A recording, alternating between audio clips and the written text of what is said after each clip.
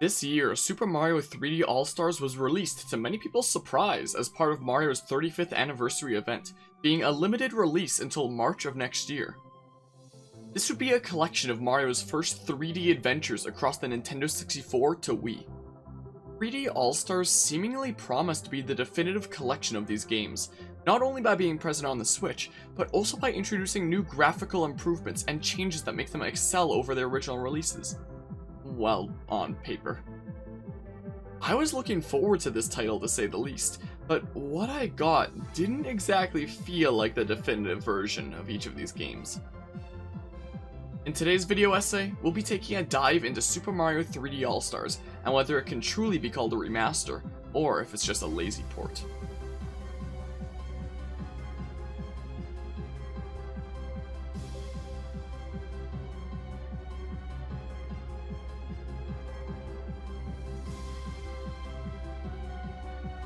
Super Mario 3D All-Stars contains the first 3 of Mario's 3D adventures, and the immediate first red flag that something was wrong here, before the game even released, was the absence of Super Mario Galaxy 2.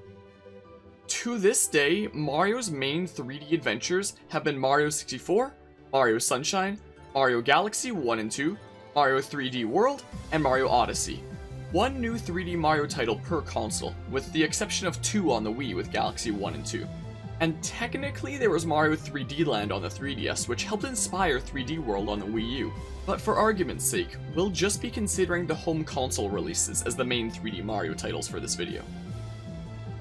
Odyssey is the latest 3D Mario adventure, which released onto the Switch, and the last 3D Mario adventure on the Wii U was revealed to be coming to the Switch as well as part of Mario's 35th anniversary event, along with some improvements over the original release, such as new content and online multiplayer. That means that every single main 3D Mario game is available on the Switch. Except Mario Galaxy 2. Wait, what? So Nintendo's basically saying, to celebrate Mario's 35th anniversary, we're going to take the time to make every single main 3D Mario game available on the Switch. Except for Galaxy 2. We're going to specifically include every single one of Mario's 3D adventures, except for that one. Super Mario Galaxy 2 is the only home console 3D Mario game not available on the Switch, and which doesn't get a release in HD. It's just forever stuck on the Wii. Like, I get that the cartridges for the Switch are a bit more expensive to manufacture than discs, and scaling the cartridge size up can dramatically increase the cost, to the point that some game studios will actually charge more for their physical releases on the Switch. But a good way this can be worked around for bigger releases or collections of content is making whatever additional content you want to include free downloadable content. Take Xenoblade Chronicles X for example, which was one of the largest games ever created on the Wii U. It was a 20 gigabyte game with an optional day 1 update of 10 gigabytes that would make the game load just a tad faster. You know you've got an insane game world when. This was a resource for players with available storage on their Wii U, and if they didn't have space for the update, then they could still enjoy the game just fine without it. It would just mean a bit longer of load times. An even better example is Ubisoft's Assassin's Creed Rebel collection, which includes both Assassin's Creed 4 Black Flag, the 6th game in the Assassin's Creed series because Ubisoft doesn't know how numbers work, and Assassin's Creed Rogue. Both of these games ran off the same engine, and were essentially the piratey games of the Assassin's Creed series that expanded and fleshed out the system of ship combat, which was first introduced by Assassin's Creed 3. I was pressing Y to take cover, but never mind. Adjust your course, Captain. The Randolph is back that way. Shut up! Now, anybody who's played Black Flag knows its world is freaking massive, and there's just so much to go out to do and explore. I think Black Flag's world is one of 3 games that just felt like they were calling out to me to be explored, the other 2 being Breath of the Wild and Xenoblade Chronicles X. Cramming everything from Black Flag into a cartridge, and everything from an almost as large world of Assassin's Creed Rogue, while still making a decent profit from the much larger cartridge sizes, while still not charging full price for the game collection, must not have seemed too promising to Ubisoft. So instead, the Rebel Collection cartridge on the Switch only actually includes Assassin's Creed 4 on the cartridge itself, with the player able to download Assassin's Creed Rogue onto the Switch's internal storage, as what the game essentially recognizes as free DLC downloadable from the eShop. Same kind of deal as Xenoblade Chronicles X's Loading Faster update, except it's an additional game in this case. If the player has space for it, then great. If it's not content that they're interested in and they don't have the space, then they don't have to download it. Instead of Monolith Soft with Xenoblade Chronicles X and Ubisoft with Assassin's Creed Rebel Collection saying, here's some content that we could include, but we can't be bothered because it's unreasonable to make the space on the physical versions of our game, they went with an approach that let them fit a reasonable amount of content onto their physical versions, while making what additional content they wanted available as free downloads. Back to Super Mario 3D All-Stars. Anybody saying that Galaxy 2 could not have been included due to the limited space on the cartridges, I would say is ignoring a crucial fact. The fact that other gaming companies have already displayed that lack of space for content can be worked around by including any additional content as a free additional download. If there really was not enough reasonable space for Super Mario Galaxy 2 in the 3D All-Stars collection, then it should have simply been included as a free DLC download for the collection. As we'll cover later in the discussion, it's not like there were a lot of changes made to these games anyway. In the case of Galaxy, it's just kind of run through the good old HD machine and given controls to account for the Switch controllers. They could have literally done exactly what they did for Galaxy 1, since this new control scheme was already implemented for it on the Switch anyway. So in theory, it should have barely taken any effort to have given Galaxy 2 the same treatment. So Nintendo couldn't even be bothered to account for the only home console 3D Mario game missing for the Switch in their definitive 3D Mario collection, either on the cartridge itself or as an additional download, when it would have taken next to no effort to do so, considering Galaxy 1 was already set up and ready to go on the Switch. And despite this, Super Mario 3D All-Stars is still charged as a full-priced game at $80 here in Canada, because our dollar started sucking several years ago and we've been paying $80 for games instead of $60 since around 2015. Let's take another look at Ubisoft's Assassin's Creed Rebel Collection on the Switch. Even with Assassin's Creed 4 alone, that was already, I'd argue, one of the biggest game worlds the Wii U had seen during its lifetime, and was definitely not hurting in terms of content of the base game alone. This game on its own could have easily been ported to the Switch with its DLC, and still been great as is. It still would have been a worthwhile buy to me. I love Assassin's Creed 4. But instead, it also included Assassin's Creed Rogue, along with all DLC for both games, plus some other bonus content too, making the Rebel Collection in terms of open world exploration and adventure on the Switch what I would argue is some of the best bang for your buck. Here in Canada, full price games are $80, and the Rebel Collection retails at $50, and if you snag it on sale like I did, you can get it at $30. That's like nearly $20 US. When the Switch cartridges are already more expensive to manufacture than discs, and you need to account for the cut that retailers take, and you account for any associated shipping costs, it makes you wonder how much money Ubisoft is even making off of things like $20 on sale Rebel Collection. It's like a freaking steal. What I don't like about Ubisoft's prices is that for new releases here in Canada, the prices are typically like, pay $80 to get the base game, pay $130 for the Gold Edition, which includes the Season Pass and you get to play the game 3 days early, and pay $160 for the Ultimate Edition, which includes the benefits of the Gold Edition, but also includes a few extra characters and missions and whatever that you're a big enough schmuck to essentially pay nearly half the price of a whole additional game just to get access to. But what I do like about Ubisoft's prices is that for anything that isn't brand new, they freaking love marking down their games. I think it was only a year after Assassin's Creed Odyssey came out that when it was on sale, you could already find it at half price. Or even take Mario plus Rabbids Kingdom Battle, the one time Ubisoft got to make a Mario game, and frankly knocked it out of the park. I see that thing on sale for like $20 Canadian all the time, and I'd highly recommend that game. Besides, when else are you ever gonna see a Mario game that cheap? So when they make something like the Rebel Collection, it's already at a discounted price by being older releases that are frankly still awesome games today. And when collections like this, or even just older titles in general, go on sale, it's a freaking steal. Then there's Nintendo. At least with Nintendo for new games, I know I'll only be paying $80 at launch. I guess if there's DLC that's picked up, that's basically the equivalent of Ubisoft charging extra for a gold edition, but at least Nintendo doesn't do an ultimate edition kind of thing. But Nintendo games rarely, if ever, go on sale. It's part of their brand, portraying their games as high enough quality that they warrant the price, convincing the consumer of the quality of their brand, all while turning a greater profit for themselves in the process.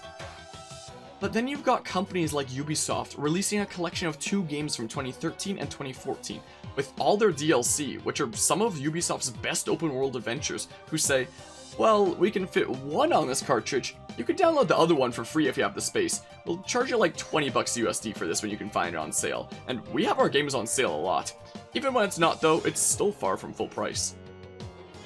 Then you've got Nintendo releasing 3D Mario titles from 1996, 2002, and 2007, and saying, now you've got the Switch's own 3D Mario adventure with Odyssey, and we're bringing the last 3D Mario adventure from the Wii U to the Switch as well with additional features and content. So here's this collection of every other 3D Mario adventure before the Wii U, except for Galaxy 2, because we can't be bothered to give a shit. That'll be $60 USD that you should fork over to us because you're nostalgic about the games that we were bothered to include. Oh, and by the way, you should rush over and get it as soon as you can, or you should ask your parents for it for Christmas, because you won't be able to officially buy it anymore after March. If I could magically just grab the reins of Nintendo and had control over 3D All-Stars, I would make it cheaper, I would include Galaxy 2 as free DLC, and have production not halt to try to get people to rush to buy it, which I don't really think is fair. They did the same limited production thing with Super Mario All-Stars on the Wii in the past, but I don't think that having done it before exactly makes it right.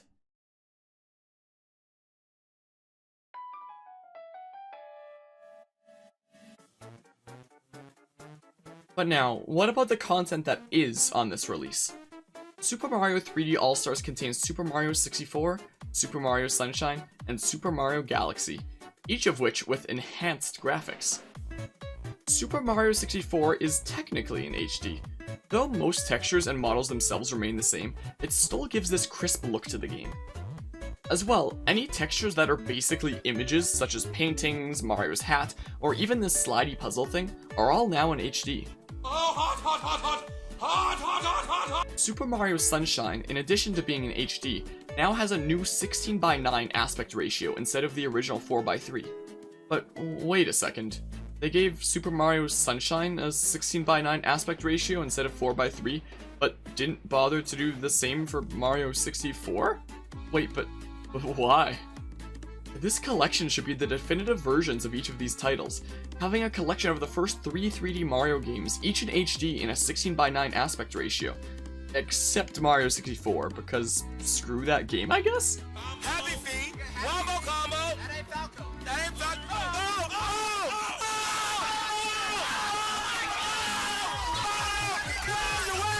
And wait, 16:9 aspect ratio. This would mean the field of view essentially just gets a bit bigger as the game fills more of the screen, right? Well, sort of, yes. The game is now played in 16:9, but in several instances it's very evident that it's still programmed to work in 4:3. So sometimes you'll notice certain effects that exist on the edges of what would not have been included in a 4:3 aspect ratio, but now you can see because it's 16:9. Whoa, nice graphic! Also, expanding the field of view is not at all what was done for the cutscenes. Instead, the lazy way out was taken, by literally just zooming in and stretching the cutscene to the top and bottom boundaries until it filled a 16:9 space. Meaning in this definitive version of Sunshine, with the best official release graphics the game has ever had, you're also seeing less of the cutscene. And everybody and everything is just a bit taller than it's supposed to be. I'd like to get my hands on that game. The new HD graphics making things crisper than ever, plus the cutscenes being zoomed in, now means players may notice things they were never supposed to notice that also weren't bothered to be changed. Why are Peach's earrings eyeballs?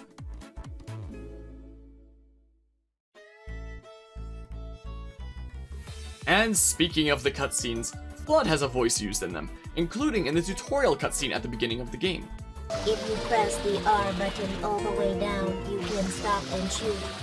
In the original, Flood would say which button to press for which action. But now with the Switch controller, these buttons are different, meaning subtitles were changed to account for the new buttons so that the tutorial is still, well, a tutorial. But that would mean what Flood says would have to change, right? So maybe they got Flood's voice actor back to say the lines slightly differently. Or maybe they got somebody else to say the new button names that are needed, and use the computer to bring as close to sounding like Flood as possible. Surely one of the biggest gaming companies in the world can afford and be bothered to do that, right? Use the button to shoot water from my cave. Oh wait, since they had to edit it out since the controls are different, it's just... It's just press the button?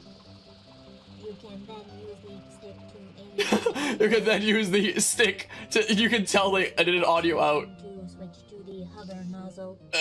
You can then press the button to hover. You can then press the button. Yeah, I'm sure that was the right play. Just edit out the words mid-sentence and surely nobody will notice. GG, Nintendo. You outsmarted us again. So, you know, visually, these games look better than they ever have, I guess. But there's so many things that stand out as consequences that weren't bothered to have been dealt with. And one more important thing I noticed about the cutscenes of Sunshine. All the characters sound like they're giving their lines while trying not to wake up their parents in the next room or something. Yeah, Papa told me all about it. The music is literally louder.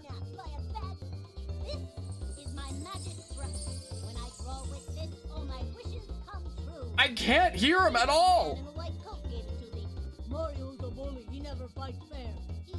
But that's not important, listen to these instruments instead.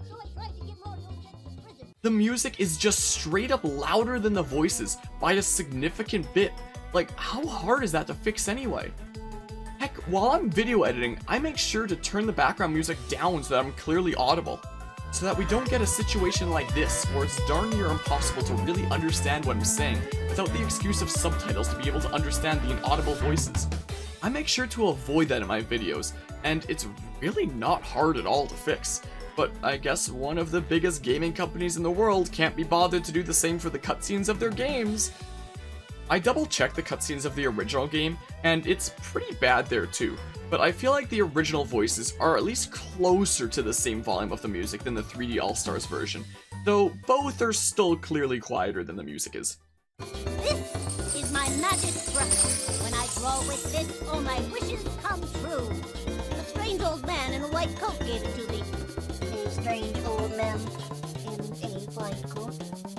But why would you pretend to be Mario? Papa told me everything. He said, Mario's a bully, he never fights fair. he said, Junior, you gotta try to outsmart Mario. so I tried to get Mario sent to prison. There was no excuse for this kind of sloppiness back then, and there's no excuse for it now. Instead of fixing what should, in theory, be an easy fix, they literally made it even worse somehow, with the voices sounding even quieter compared to the music in 3D All-Stars compared to the original. This shouldn't even be an issue in the first place. I have no idea how nobody paid enough attention or gave enough shits to fix it back in 2002, and now in 2020, rather than fixing it, they made it even worse.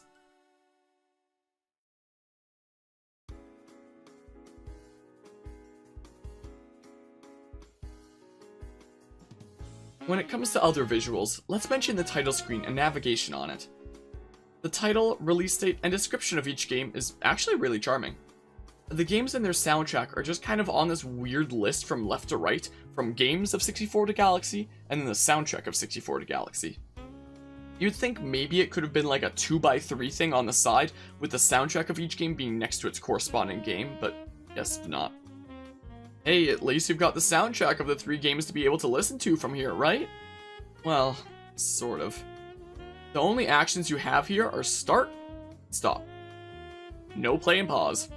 No advance the music. No backtrack. No playlist. Nothing.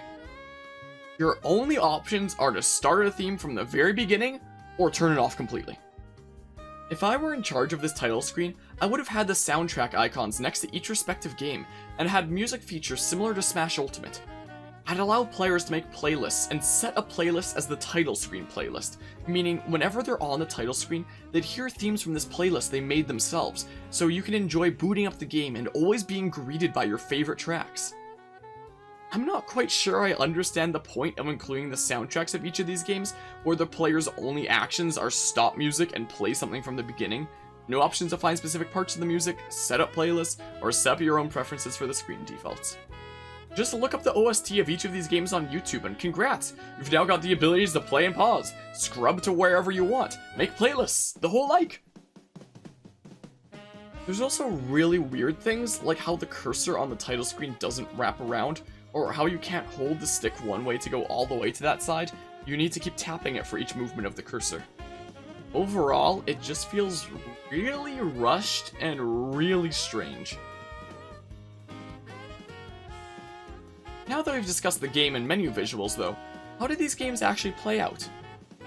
Let me just say with my experience that this was my first playthrough of Super Mario 64, though I did play the DS version all the time back in the day. This was my second time playing Super Mario Sunshine, which as a kid I got about halfway through before getting stumped and quit. And Super Mario Galaxy on the Wii was the first game I 100%ed, as both Mario and Luigi. 200%ed? Though I've yet to actually start my playthrough of it on the channel, since I'm working on Sunshine right now, and my game queue is currently like the most insane thing ever. Super Mario 64's controls felt, well, very strange to me. I could get things like long jumps nearly every time I wanted to, but things like side hops would work sometimes, other times not. Some of the platforming felt like it had ridiculous expectations, I guess since it was around the beginning of 3D platforming itself and all that, such as needing to jump and just hope that you land where you need to, since the platforms are off screen. A problem that, oh, I don't know, maybe could have been fixed if the game was in, say, a 16:9. Much to speedrunners' discontentment, the backwards long jump glitch has been patched, because that's what was important to make sure it wasn't in this release, not the invisible f***ing ceilings that keep me from getting certain stars, or the fact that the camera just refuses to look certain ways, or the fact that there's no button to back out of the level select without actually entering one of the levels and exiting from there. No, that's all fine, but God forbid somebody's able to pull off a speedrunning trick that nobody would just do in casual gameplay anyway. I know this is the Shindu version of the game, which came out as the international release of the game later after launch, but I still don't understand why something that wasn't even a problem was patched, while actual big issues were left as is, and then that's the HD version to re-release without any fixes to any of these actual issues after 24 years, along with 2 other rushed ports to charge full price for and make a quick buck. Oh, and speaking of not being able to back out of level select, not only is that an excellent feature of Mario 64 in this collection, but it's in Mario Sunshine as well, because I guess it would have been too much of a bother to add a use for the B button in level select in this collection of what should be the definitive version of each of these games. Okay, that's it, unless there's any secret ones, or ones for like, say, collecting 100 coins like in Mario 64. Why doesn't B do anything? Why can't I back out? Y does nothing. X does nothing. Triggers. D-pad. Plus. I literally can't back out of this? What is this game design?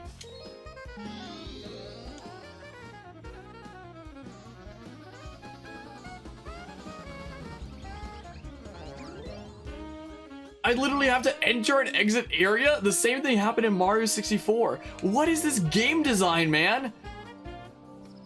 Well, the player has a B button. How fun would it be if it didn't do anything? Man, that'd be pretty cool. I'm pretty sure our players are gonna love that one. Man, I can't wait to bring this to the board meeting and see what they have to say about it. And speaking of great button mapping in both Mario 64 and Sunshine, A is the button to interact with things, and B is the button to jump. But A is also the button to jump, because fuck you, having one button to jump doesn't make sense. Let's just have there be 2 buttons to jump, even though one of them already has a different purpose anyway. Oh, and B also interacts as well. These are 2 different functions, jumping and interacting, but instead both actions are assigned onto 2 different buttons that could have each had their own purpose. This means that trying to interact with anyone will usually have Mario just jump around them repeatedly a few times. Why couldn't there have been a change in 3D All-Stars to let the player disable A as the jump button, or just have it off by default? Something else that stood out to me as not right is the fact that in Sunshine, when it shows A to interact with something, the button is red, like the GameCube B button red, when a GameCube A button is green. I assume this was a problem in the original version as well that just wasn't fixed, but what's the story behind this anyway?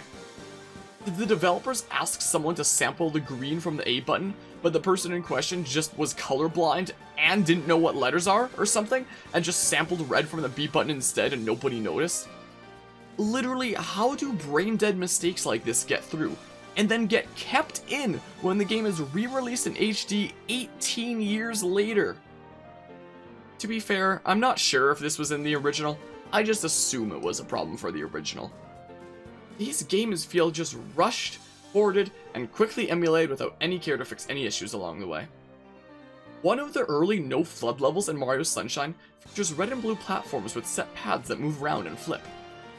Well, a nice little feature of 3D All-Stars that wasn't in the original release is the fact that you've literally got debug squares showing you the path these platforms take, which, as the name implies, was just meant for debugging purposes in the original game, disabled before release.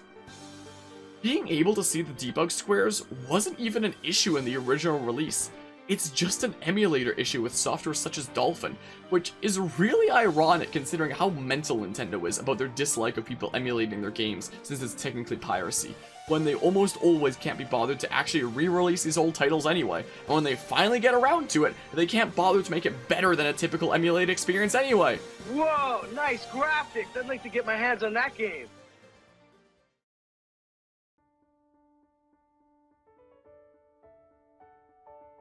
I guess we'll hop into discussing the music. So, was the music remastered, such as titles like Xenoblade Chronicles Definitive Edition or Pokemon Mystery Dungeon Rescue Team DX? Other Nintendo titles under different developers, which are remakes of games younger than what's in Super Mario 3D All-Stars, by the way, with the exception of the 1-year difference between Galaxy specifically and the original Rescue Team. No, it wasn't remastered at all. Good talk.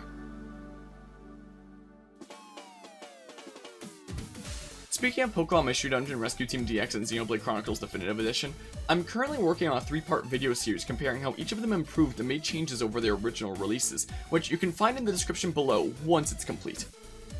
These are both titles that made great strides in improving the overall experience over their original releases, something Super Mario 3D All-Stars could have greatly learned from. If I were in charge, what would I do differently? Not just for Super Mario 3D All-Stars, but for older Nintendo titles in general. Well, if 3D All-Stars is a title that had to release, I'd make sure all the problems are fixed. No janky cutscenes, no edited out voice bits, no whisper voice acting compared to the music, no BS invisible walls, no backwards long jump patch, Mario 64 and 16:9, easier to use controls for Mario 64 with a notchless analog stick, allow Mario 64's camera to rotate all the way around instead of never being able to look one specific way in every map. No debug squares. Remaster the soundtrack. Separate the functions of A and B. Allow the player to back out of level select instead of needing to enter a level just to back out. Let the player use the throw fruit button while inside a basket because what's up with that? Organize the main menu. Allow for greater music features and the creation of a title screen playlist. Fix the camera in Sunshine as well, looking like you're lined up perfectly to land on something before saying pranked nerd because of a terrible camera and terrible rope hitbox. Fix whatever the hell this is.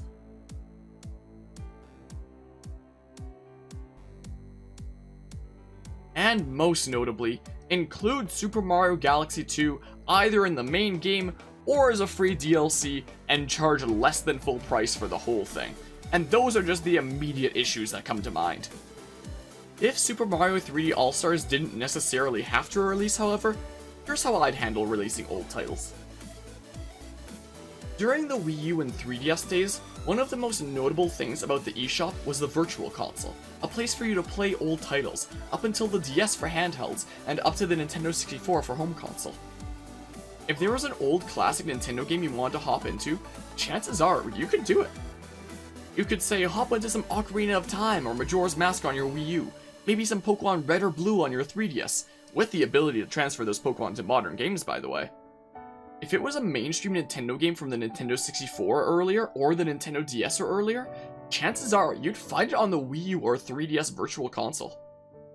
But apparently Nintendo decided they didn't like making as much money, and didn't include the Virtual Console on the Switch, but we'll get to that shortly.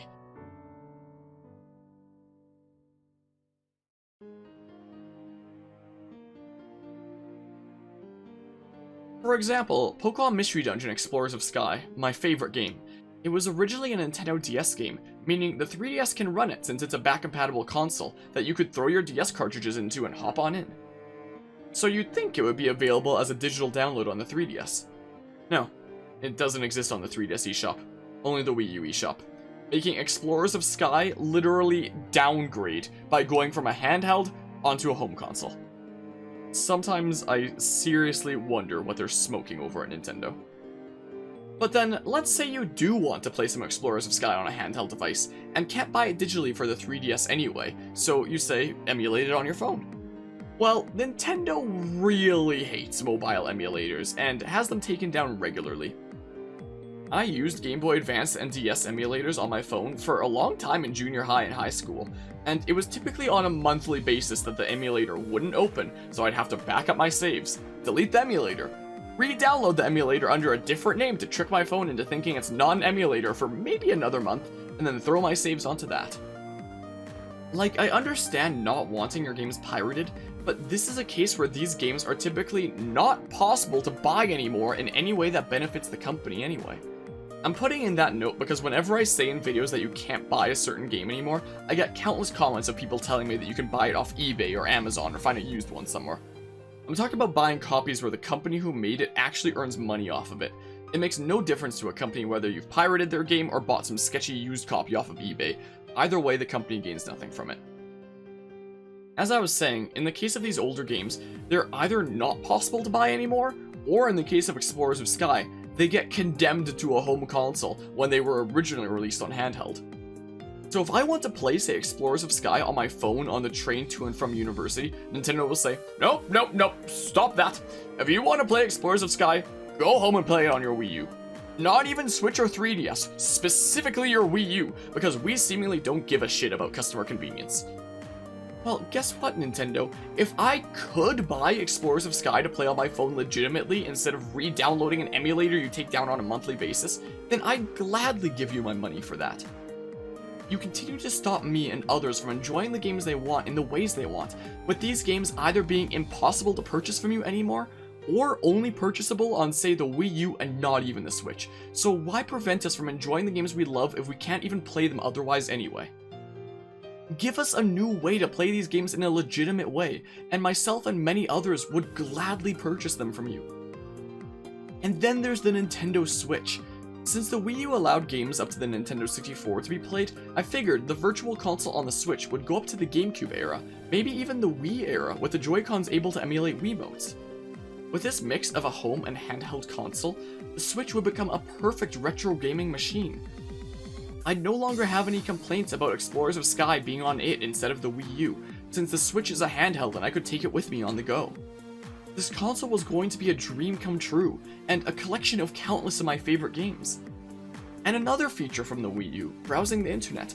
Having that on my Nintendo Switch would basically mean my Switch would be like a stand-in for a tablet. It would be a home console, and a handheld console, and a tablet, and a collection of all my favorite old games, as well as a way for me to play new Nintendo games. A dream machine. Except, it wasn't. I got the Switch on release day after standing in line at EB Games for 9 hours on March 2nd, 2017 for a midnight release, and I remember there was a lot of speculation for a few months of, so when's the internet browser coming? Heck, I remember there was even a way to sneak into the Switch's hidden internet browser it had programmed in by sneaking onto like a Twitter integration or something like that, and then browsing the web from there. Don't quote me on the specifics, I have no idea. It was always assumed the Switch had only just come out, and they'd probably be adding key features like the internet browser and virtual console after a few months. Well, it's been over 3 years now. No sign of either. When it comes to the virtual console, either Nintendo decided they didn't like making money, or they were going to monetize their old releases in a much more restricted and limiting way, the latter of which it seems like they went with. While online use was free up until the Wii U and 3DS, the Switch introduced Nintendo's online service, which in Canadian dollar costs $25 annually, so probably a little under $20 US if I had to guess. There is technically a method one can use to make it cheaper, getting Nintendo Online for a family group, which can consist of up to 8 Switch consoles/accounts, costs $45 Canadian a year for the entire group. That's what I've done with a group of like 6 other people, so each of us pays like $7-ish a year instead of 25. And speaking of that, I'm pretty sure I got charged for the ongoing plan just a couple weeks ago. I gotta reach out to my family group, they owe me money. As a way to add more value to the online service, however, Nintendo added a library of NES and SNES games, which can also be played in multiplayer for the multiplayer games, either locally or online, and each of these libraries gets new titles added to it from time to time. So it went from the Wii U being, you can choose to purchase about any of our big releases from NES to N64, and Game Boy to DS, which could definitely expand to include GameCube and Wii games on our next console of the Switch, to, you have access to a library of NES and SNES games, and that's it, for as long as you pay us our new online fee. Look, stop complaining about paying for online. Look at these old games you can play, which is considerably more limited than on our last console. Instead of releasing these old titles as something to purchase on the Switch, I would argue Nintendo avoided this to instead release the oldest of their old releases as an incentive to get their online service, and the games that aren't as old, i.e. 3D graphics and later for home consoles, they would instead never release digitally, just in case they wanted to make a bigger buck off of people's nostalgia by re-releasing them in the future as something that they can then charge full price for and then get away with it. Hence, Super Mario 3D All-Stars came to be. Would Super Mario 3D All-Stars have sold as well if you could have already purchased Mario 64, Mario Sunshine, Mario Galaxy, and even Mario Galaxy 2 on a Switch Virtual Console? I would argue no. And it's because of this that Nintendo held back from adding one of the best features from the last console onto their current one, so that they would have a library of their old releases that they could then later pick and choose from for what they want to pump out an insanely flawed collection of for an excuse to charge full price to exploit people's nostalgia instead of living up to their motto of letting players play their way anytime, anywhere. Instead of having this library of old releases available for players to play however and whenever they want on this home console hybrid, they've instead said, nope, the only ones you get on this console are gonna be whichever ones we pick and choose to re-release at full price. It creates greater demand and price by bringing down supply, both with 3D All-Stars being a limited release, and there being no way to play games like this on the Switch otherwise, like if there had been a virtual console on the Switch.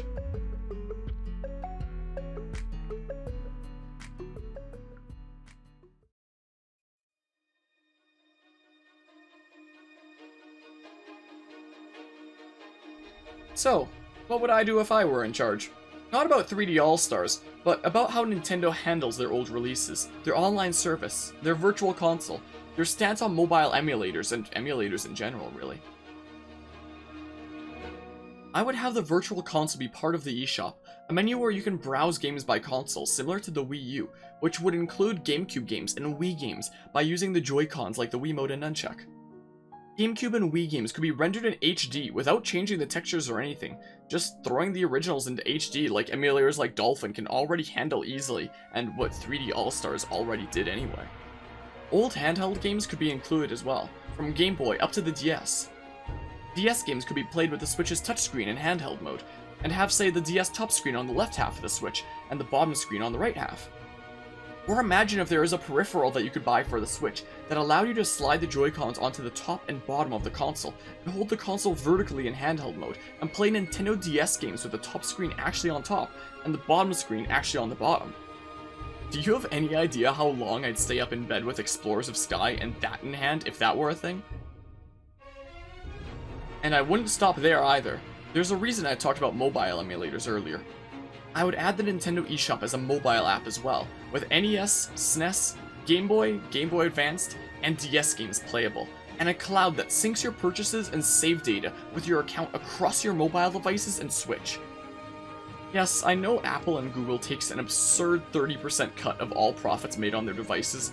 There's a legal battle on this very subject happening between these companies and Epic Games right now. This 30% cut these multi-billion-dollar companies take is typically put onto the consumer. It's why if you go to purchase, say, YouTube Premium to watch videos like this without ads on mobile, it's going to cost more on mobile than it costs on PC, even though you get the service associated with your account, so you can just buy it on PC and then use it on mobile. Same with Twitch bits. They cost more on mobile, but you can just buy them on PC, have them on your account, and then actually use them on mobile. This extra cost on mobile devices typically gets thrown onto the consumer. So if there was a Nintendo store on mobile devices and I was running the company, I'd say maybe purchasing games from there isn't possible. Consumers would need to make purchases from their account on PC or Switch, and then it would sync purchases and save data with the mobile device. You could check this Nintendo app to see your total library of digital games, even the ones not actually playable on your mobile device. Man, imagine hopping into some Pokemon Black and White on your phone on, say, the train, and then you get home and you hop on your Switch and you continue playing on your monitor or TV. And speaking of Pokemon, first of all, if I were in charge of that, let me just say I would make Pokemon Home free instead of costing literally over $20 Canadian annually just so you can keep your Pokemon from older games. Literally the biggest scam I've seen since Roller Coaster Tycoon Adventures. And then after Pokemon Home is free, I would then have integration with the Virtual Console on both the Switch and mobile devices with Pokemon Home. Allow players to play through any Pokemon game up until the DS era on their Switch or mobile device. Trade Pokemon with one another as if it was using a link cable or the DS wireless capabilities, as mobile emulators can already do anyway. And also allow for the transferring of Pokemon from these Virtual Console games into Pokemon Home, and therefore to Pokemon Sword and Shield and later games. Can you imagine if all the main series Pokemon games were available on mobile devices and the Switch, with built-in emulated trading with other players of the same generation of games, in addition to Pokemon Home integration, which would also be a free service? Do you have any idea how much money Nintendo would make from the sales of these Virtual Console games, and any idea what it would do to their stock? I am completely stunned that nothing like this has been done by Nintendo. In my opinion, these kinds of changes would be the best outcome for both the consumers and for the company, by allowing the consumers to play their favorite games in ways that are convenient to them, and the company making an absolutely stupid amount of money off of it. But unfortunately, that's not reality. The reality we live in is one where Nintendo starts charging for their online services, use the games of their oldest consoles as a way to add value to their online services as an excuse to charge more, and games that aren't from the NES or SNES era are kept away from consumers so that Nintendo can pick and choose what titles they want to re-release at their discretion into things such as the laziest collection of games I have ever had the displeasure of seeing, Super Mario 3D All-Stars. Mobile devices only get Nintendo freemium apps, and attempts at emulating actual full games such as Game Boy Advance or DS games are consistently taken down by Nintendo, who don't want you pirating the games that they refuse to sell you. By severely limiting the supply of classic games and then re-releasing them in lazy collections with limited productions such as Super Mario 3D All-Stars, Nintendo creates this drought of classic titles to then exploit nostalgia by charging full price for what they market as the definitive versions and collection of these games without any real care. I thought Nintendo's whole motto and the whole idea of the Switch was to allow players to play how and when they want, their way. But instead, that whole idea has been twisted into players either can't play at all without emulators anymore, or if it is going to be legitimate copies, it's quickly pumped out ports that are in several ways worse than the originals and charged at full price. Look, I generally like Nintendo, it's what I grew up with, and I'm primarily a Nintendo content creator. I wouldn't be making this video if I wasn't passionate. Nintendo games generally have to be some of my favorite games out there. But man, Nintendo, you sure make it difficult to like you as a company so much of the time.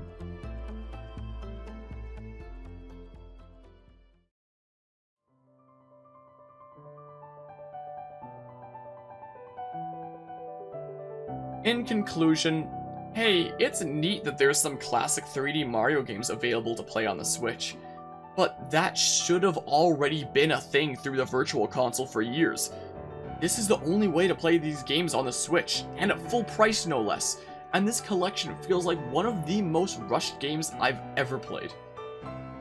If Nintendo committed to upholding its motto of players being able to play their way whenever they want, they would commit to creating an environment specifically for that.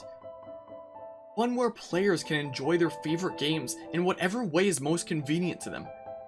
It would be the best outcome for the player base, and I can guarantee it would be the most profitable for the company as well. Just imagine how much money full Pokemon games on mobile devices would make. It would be Pokemon Go launch all over again. I'm sure, just like the Pokemon Go launch, that all sorts of news networks would be covering it. It would be so huge. But instead of one of the biggest game companies in the world going to all that effort, they'd rather use much easier and simpler underhanded tactics to exploit their player base's nostalgia to make a quick buck. What's next, I wonder? Are we going to see Super Mario Galaxy 2 paid DLC for 3D All-Stars? Are we going to have some more collections of N64 to Wii era games charged at full price? Are we going to have some Zelda Twilight Princess HD or Wind Waker HD slapped onto the Switch as well at full price? Maybe some Skyward Sword HD, which technically already exists on the Nvidia Shield anyway, strangely enough? Nintendo, you're supposed to be all about letting your players play their way, and you used to pursue that to at least some extent. But this feeling, this passion, it's gone somewhere, I don't know where. I seriously hope that for you as a company, and for your player base, that you can one day find that passion again.